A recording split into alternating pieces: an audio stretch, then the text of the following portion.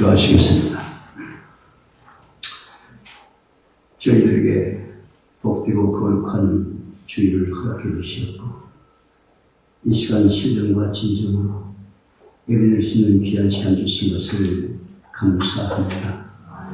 저희들이 한 일 동안 세상에 살면서 여러 가지를 고민하였습니다. 저희들이 당신의 생명의 말씀이 필요해서 이 시간 나왔사오니 하나님이 준비하신 생명의 말씀을 저희들에게 넘치게 주시옵소서. 원하고 기는 저희들의 마음을 가난하고 비게 만들어 주시옵소서. 저희들의 심령이 가난하고 비지 아니하면 하나님의 생명의 말씀을 저희 넘치게 받을 수가 없습니다. 하나님, 원하고 기는 이 시간 성령께서 주장하심을 통해서 말씀의 은혜가 있게 축복해 주시옵소서. 예수님의 이름으로 감사하며 기도하옵나이다. 아멘.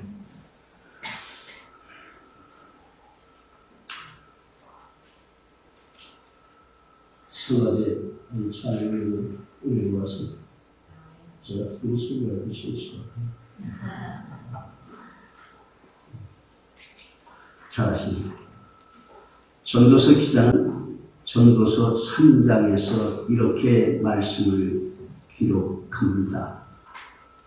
모든 일은 기한이 있고 천하만사가 다 때가 있나니, 사람이 날 때가 있으면 죽을 때가 있고, 사람이 울 때가 있으면 웃을 때가 있고, 사람이 미워할 때가 있으면 사랑할 때가 있고, 사람이 전쟁할 때가 있으면 평화할 때가 있습니다. 그래서 인간 삶에 모든 일상사를 때에 엮어서 말씀을 합니다. 그래서 전도서 3장을 시간의 독재성이라고도 해석을 합니다. 시간이 독재권을 가지고 인간의 삶을 지배한다는 겁니다. 인간은 또한 선택 없이 그 시간에 따라간다는 겁니다.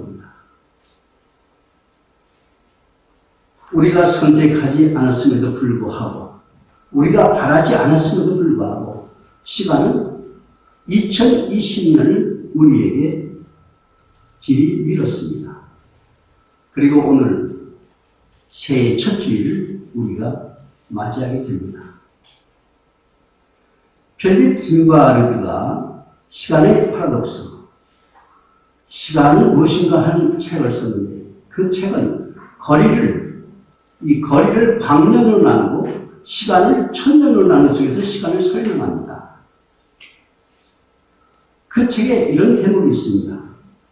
사람이 시간을 벗어나서는 살 수 없으면서도 시간이 끊임없이 흐르고 있다는 사실을 거의 인식하지 못합니다. 시간에 대한 태도가 인간 삶에 어마어마한 영향을 미친데도 사람들은 그 중요성을 거의 인식하지 못한다고 지적합니다. 그의 말처럼 시간은 끊임없이 흘러서 지나감에도 사람들이 인식하지 못하거나 반복하여 되풀이 되는 것으로 착각하게 합니다. 일, 월, 년을 표시하는 달력은 인간 생활의 편리를 위해서 만들어진 것 뿐입니다. 기독교의 시간관도 직선적입니다. 창조에서 종말까지 직선적으로 이어가는 것이 기독교의 시간관입니다. 윤회나 반복되는 것이 결코 아닙니다. 요한복음에는 이 시간을 여러 번 말씀합니다. 자그마치 63번 시간이라고 하는 단어가 나옵니다. 이 시간이라고 하는 단어는 신약 성경 언어로 봐서는 카이로스입니다. 그리고 영어는 타임입니다. 그리고 우리말 성경은 때라고 번역을 합니다.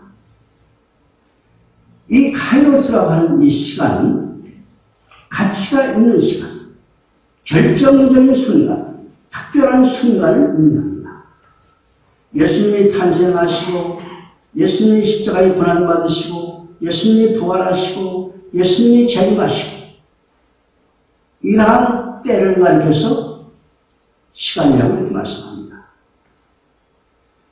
예수님께서는 자주 때를 말씀하십니다. 내 때가 아직 이르지 아니하였으니 내 때가 아직 차지 못하였으니 내 때가 가까웠으니 내 때가 되었으니 내가 가리라. 이 때를 자주 말씀하십니다.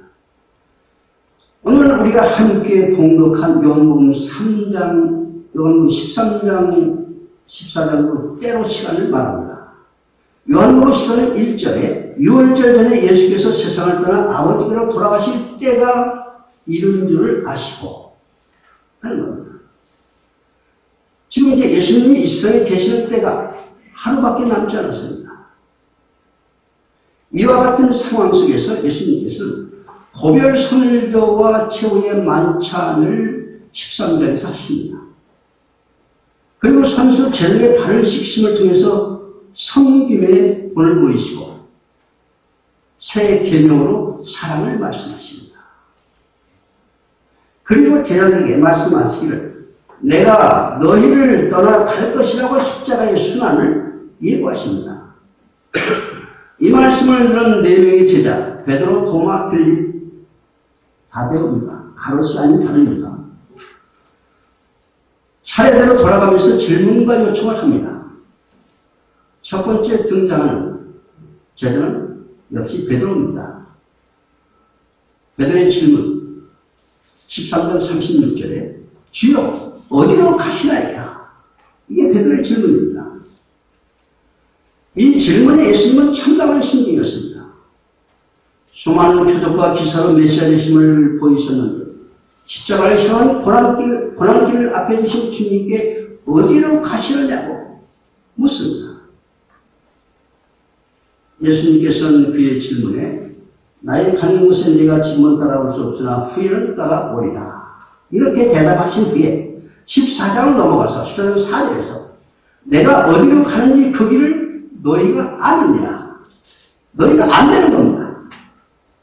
너희가 지금 알고 있는 겁니다. 이 말씀을 들은 두 번째 질문자인 도마가 이렇게 반문합니다.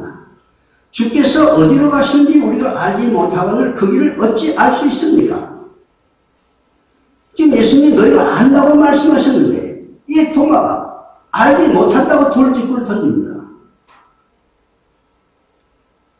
이에 예수님께서 내가 곧 길이다 이렇게 답변하십니다.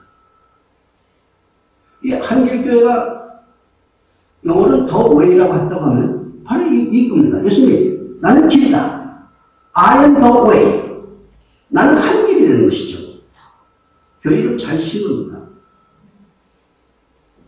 14장 4절에 예수님께서 다시 말씀하시기를 너희가 나를 알았다면 내 아버지도 알았으리라. 이제부터는 너희가 그를 알았고 또 보았느니라 하고 말씀합니다. 예수님이 보았느니라라고 이렇게 하신 말씀을 듣고 세 번째 질문자인 빌립이 이렇게 묻습니다. 주여 우리에게 아버지를 보여주시옵소서. 그러면 만족하겠나이다. 빌립은 눈으로 시각적으로 하나님 보기를 원했습니다. 예수님께서 빌립의 질문을 받으시고 14장 9절에서 빌립아 내가 이렇게 오래 너희와 함께 있으기에 네가 나를 알지 못하느냐. 나를 본 자는 아버지를 보았거든. 어째 아버지를 보이었느냐 하고 편견을 주시니 11절에서 나를 사랑하는 자도 나도 그를 사랑하고 그에게 나타내리라 하고 말씀합니다.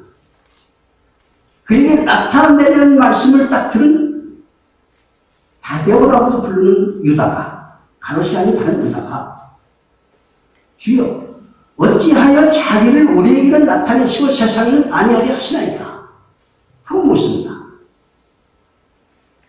유다가 원하고 기대하는 주님은 세상 권력을 갖고 왕으로 군림하는 메시아입니다. 왕이 되셨을 때 자기들도 한자리 할 수 있다고 하는 정치적 계산을 합니다.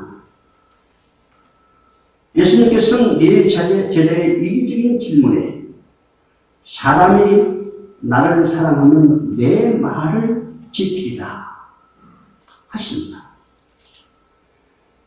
피터 마샬이라는 사람이 진흙 속의 제자들이라고 하는 책을 썼는데 그 진흙속의 제자의 책을 보면 다듬어지지 않은 제자의 모습을 생생하게 묘사하고 있습니다.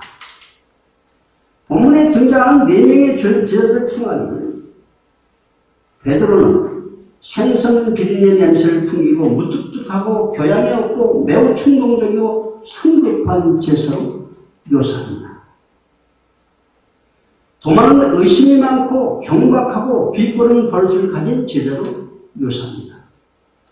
빌립은 논리적이고 계산적이며 우유부단한 제자로 묘사합니다. 유다는 소극적이고 세상 정치에 관심 많은 제자로 묘사합니다. 이와 같이 다듬어지지 않은 제자를 예수님께서 부르셔서 3년 동안 도제식 교육을 해하셨습니다. 그리고 이제 십자가의 고난길을 가시는데 그들이 돌아가면서 이렇게 묻습니다. 베드로가, 도마가, 빌립, 유다가.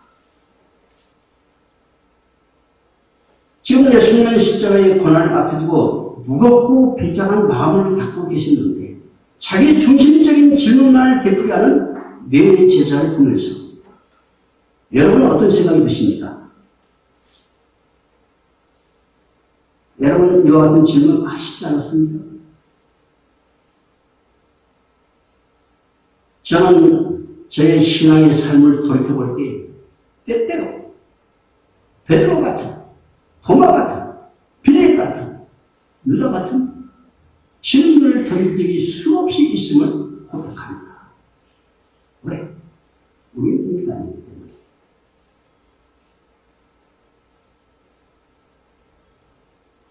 삼성그룹의 이병철 회장이 폐암으로 투병을 합니다. 이제 자기 삶이 얼마 안 남은 것을 알고서는 이병철 회장은 인간은 무엇인가 하는 인간 실존의 문제를 성찰하게 됩니다. 그런 인간 실존의 문제를 성찰하는 끝에 A4 용지 4장 분량 속에 24가지의 질문을 담습니다. 그래서 그 질문지를 가톨릭의 정의체 신부에게 보냅니다. 근데 가톨릭은 이병철 회장의 사회적인 인지도와 질문의 난이도 때문에 머뭇거리고 있을 때 이병철 회장이 세상을 떠납니다. 그래서 그 질문을 묻혀버립니다. 20년이 지난 후에 차동혁 신부가 그 질문에 답변을 내놓고 다시 철학자 김영규 교수가 100만 장자의 마지막 질문이라고 하는 답변을 세상에 내놓습니다. 2008년에. 그래서 그 이병철 회장의 질문이 공개가 됐습니다. 자, 이병철 회장이 어떤 질문을 했겠어요? 내가 하나님을 믿으면, 내가 신을 신앙하면 내 삶이 더 번창할 수 있습니까? 내가 돈을 더 잘 벌 수 있습니까? 내가 지혜가 있어 인사관리를 더 잘할 수 있습니까? 은행 대출을 더 싼 이자에 의존할 수 있겠습니까? 다른 회사를 합병할 수 있겠습니까? 이런 질문을 던졌겠어요? 아니죠. 이병철 회장은 그 질문, 신과 인간, 창조와 생명, 영혼과 천국과 지옥, 이와 같은 것을 질문했습니다. 그런데 그 24가지 질문입니다. 첫 번째 질문이 뭔지 아십니까? 이병철 회장의 첫 번째 질문이 신의 존재를 어떻게 증명할 수 있나? 신은 왜 자신의 존재를 똑똑히 드러내 보이지 않는가? 하는 질문이었습니다. 그의 질문의 요지는 신을 볼 수 없다는 것입니다. 인간의 눈으로. 만일 자기가 신을 시각적으로 볼 수가 있다면 믿을 수도 있었을 터인데 그렇지 않았다는 겁니다. 그래서 정인철 신부에게 나의 신을 보여달라는 겁니다. 인생의 끝자락에서. 차동현 신부가 답변한 것, 김영희 교수가 답변한 것, 좀 미흡한 부분이 있고, 좀 길어서 그것은 제가 생략을 하겠습니다. 생략하는데, 정말 답변은 생략합니다. 여러분이 백만장자, 마지막 질문을 들으시면서 어떻게 생각하십니까? 이병철 회장도 빌리고 같은 질문을 한 겁니다. 어쩌면 우리도 동일한 질문을 가슴에 담고 있는 것은 아닌지, 우리도 때로는 하나님의 존재에 대한 불확실성, 회의를 갖고 있는 것은 아닌지 하는 자문을 하게 됩니다. 구약 성경에 보면 욥이 등장하죠. 욥기 1장 1절은 이렇게 기록되었습니다. 욥은 온전하고 정직하며 하나님을 경외하는 신실한 사람이다. 그런데 욥은 하루아침에 많던 재산을 다 잃고 10명 자녀를 모두 죽고 온몸에 악창이 돋고 친구와 아내로부터 조롱과 배신을 당합니다. 신실한 믿음을 가진 욥은 이와 같은 고난이 닥치자 하나님의 존재에 대한 회의를 가지면서 직접 눈으로 하나님을 보기를 원합니다. 그래서 23장 3절 여기에 보면 내가 어찌하면 하나님 발견할 것을 알까 합니다. 그리고 8절 9절에 보면 내가 앞으로 가도 그가 아니 계시고 뒤로 가도 보이지 아니하며 그가 왼편에서 일하시나 내가 만날 수 없고 그가 오른편으로 돌이키시나 배울 수 없구나. 동서남북 어디를 보더라도 하나님을 발견할 수 없다는 거예요.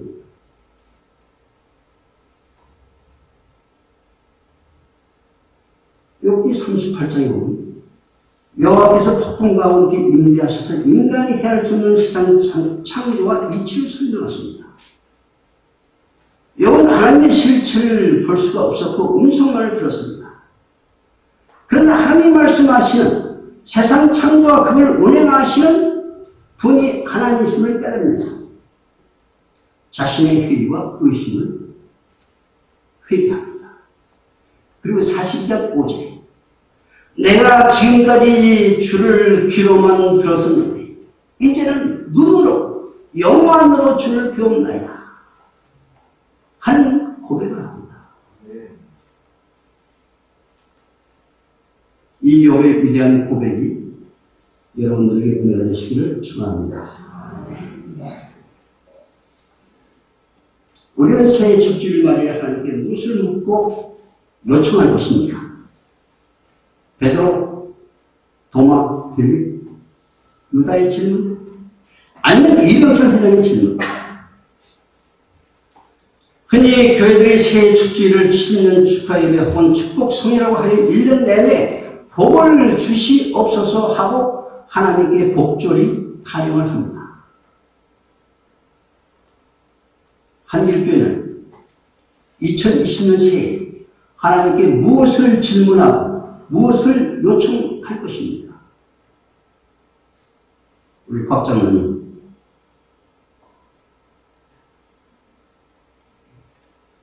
새해의 한길교회에 계획과 희망을 묻고 싶습니다. 교회의 반응과 이웃에 대한 사회적 책임과 역할에 대해 묻고 싶습니다. 이 물음은 결코 거창한 물음이 아닙니다. 교회의 본질에 대한 물음이고 교회됨의 물음이고 빛과 소금됨의 역할을 묻는 것입니다. 지금은 어려운 시대입니다. 교회적으로도 어렵고 국가적으로도 어렵습니다. 교회는 세상으로부터 존경과 신뢰를 받지 못하고 조롱과 천시를 받는 시대입니다. 그 이유는 여러 가지 있겠지만 가장 큰 요인은 오늘의 한국의 교회가 교회의 원형과 본질에서 많이 이탈되었다는 겁니다. 기독교 역사 2000년이 지나면서 교회들이 변질된 겁니다. 교회의 개념화, 교회의 기업화, 교회의 정치화, 교회의 세습화가 아무렇지 않게 공공연하게 사용되고 있는 부끄러운 현실입니다. 그래서 세상 사람들은 기독교를 기득교 혹은 개독교라고 부르기도 합니다. 사도행전에 기록된 초대교회는 성령의 뜨거운 역사로 생생히 역동하는 속에서 그리스도의 세우신 교회의 원인과 본질을 그대로 유지하고 실행하던 순수한 신앙 공동체였습니다. 초대의 교회는 기업화된 조직도 없고 성직화된 전도 없고 개인 신앙을 묶는 도리도 없고 순수한 신앙 공동체. 그리스도는 모두가 그리스도의 지체로서 평등해야 했고 각자에게 주어진 역할을 잘 감당했습니다. 그래서 사도 바울은 에베소 교회를 향해 하신 말씀 4장 11절부터 13절에 교회는 사도와 선지자와 복음을 전하는 자와 목사와 교사를 주셨습니다. 이런 성도를 온전케 하며 봉사의 일을 하게 하며 교회를 세우려 합니다. 그래서 이렇게 역할 분담, 자기의 주어진 지체적 역할 분담을 잘할 때 그 신앙 공동체는 그리스도의 공동체가 되는 겁니다.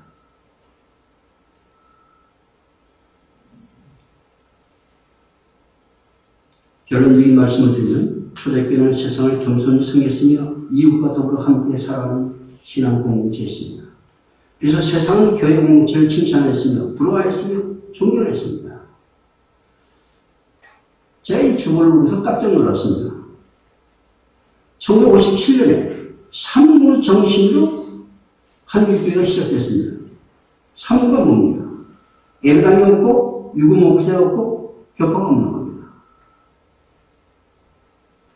제가 75년 신앙생활 했는데 이런 교회 처음 봤어요. 이게 성경적인 교회입니다. 이것이 사도행전에 기록되어 있는 초대교회 모습입니다. 너무너무 아름다운 교회 모습입니다. 여러분은 성경적인 교회에서 최고의 지상에서 가장 합당한 교회의 원문과 본질을 갖고 있는 교회에서 신앙생활하고 계신 겁니다. 이 정신이 그대로 계승된다고 하면 저는 건강한 교회로서 한 교회에 큰 영향을 줄 수 있다고 봅니다. 김영석 교수가 인생 100년을 살고서 스피릿 2권을 냈습니다. 100년을 살아보니 그리고 남아있는 시간을 위하여 한 스피릿 2권을 냈습니다. 거기에 이런 대목이 있습니다. 어느 날 오후였다. 20년 동안 거닐던 산책길을 멈추고 서쪽을 바라보았다. 그날따라 서산에 걸린 태양빛이 장엄했다. 문득 이상한 생각이 떠올랐다. 해가 지는데 몇 분이 걸릴까? 내 나이도 저 태양과 같은 순간에 이루고 있는데 몇 해나 남아있을까? 그 시간 동안 나는 무엇을 해야 하는가? 하면서 자기의 남은 인생을 성찰하는 속에서 중요한 말씀 한마디를 나눴습니다. 사람들은 아직도 내 인생이 많이 남아있다고 생각한다. 그래서 삶의 가장 중요한 것이 무엇인지 그것에 대해 묻지를 않는다.